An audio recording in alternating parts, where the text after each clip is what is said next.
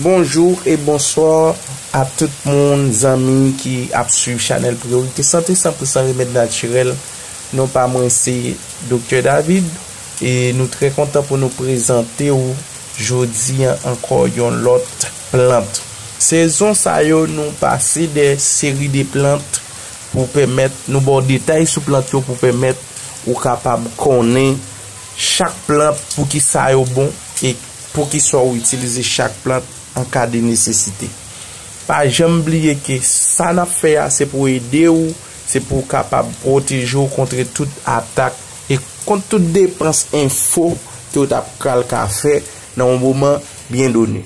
Nous prenons d'avance pour nous aider ou même toujours continuer aider nous, toujours continuer garder vidéo, playlist nous, toujours continuer garder et bien abonner à la chaîne, like channel, like vidéo, partager vidéo sur tous les réseaux sociaux. Plus ça nous parler aujourd'hui à ça où nous parler dans yo, c'est bagay qui très important. Et ba yo grande importance parce que c'est des connaissances que nous-mêmes nous gagnons, nous choisi partager avec vous et nous choisi et ba ou yo. Nous apprendre pour ça et nous partager au gratis ça ou même pour permettre de joindre les nécessaires de petites classes de connaissances que nous capables de gagner. Continuez à regarder vidéo ça yo, continuez à abonner, continuez à like et nous pas loin pour nous monétiser. S'il vous plaît, play playlist pour nous s'il vous plaît. Gardez playlist pendant ce temps ou supporter nous. Nous allons commencer à remettre là konya sous plante que nous allons parler. Aigremoine Agrimonia eupatoria rosacea description. L'aigremoine est une plante vivace pouvant atteindre 1,20 m de haut. Sa tige rougeâtre velue porte des feuilles pennées alternes à 3 ou 4 folioles dentées et de maigres épis de fleurs jaunes à 5 pétales étroits disposés en grappes le long de la tige.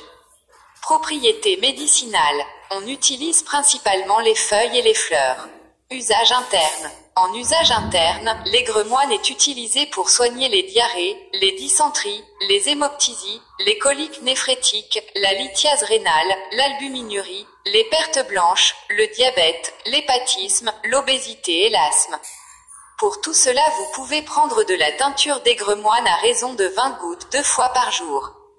Contre l'incontinence urinaire, les pertes blanches, les diarrhées, la lithiase rénale et la glycosurie, vous pouvez prendre une infusion constituée de 30 à 50 grammes d'aigremoine par litre d'eau. Cette infusion est à prendre à raison d'une tasse 3 fois par jour entre les repas. Contre l'hémoptysie tuberculose et l'hématémèse, vous pouvez prendre une infusion constituée de 10 à 12 grammes de feuilles par demi-litre d'eau, à prendre en guise en thé. Cette même infusion peut être utilisée en traitement de fond pour éviter d'attraper une angine.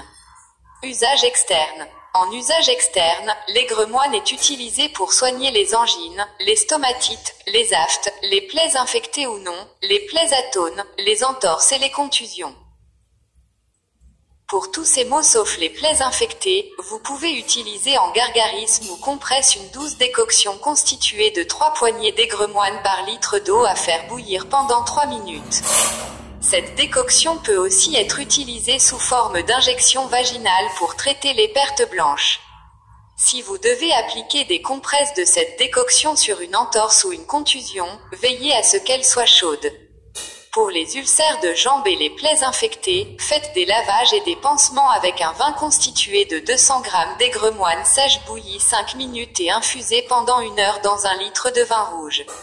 Enfin, en cas de névrite, de migraine ou de plaie atone, vous pouvez aussi utiliser les feuilles sous forme de cataplasme. Magie et sorcellerie. Genre. Masculin, planète. Jupiter, élément. R, déité. Morphée, Odin, propriété magique. L'aigremoine est utilisé dans tous les sachets et rituels de protection, et sert aussi à bannir les énergies négatives et les mauvais esprits. Elle protège contre les lutins, les démons et le poison. Elle a aussi été longtemps utilisée pour briser et retourner les sorts, dont étaient victimes les magiciens, à l'envoyeur. Placée sous la tête, elle vous plonge dans un sommeil profond, mais ne l'utilisez pas contre l'insomnie.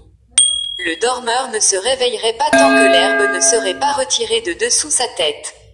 Enfin, à une période, l'aigremoine était utilisé pour détecter la présence de sorcières.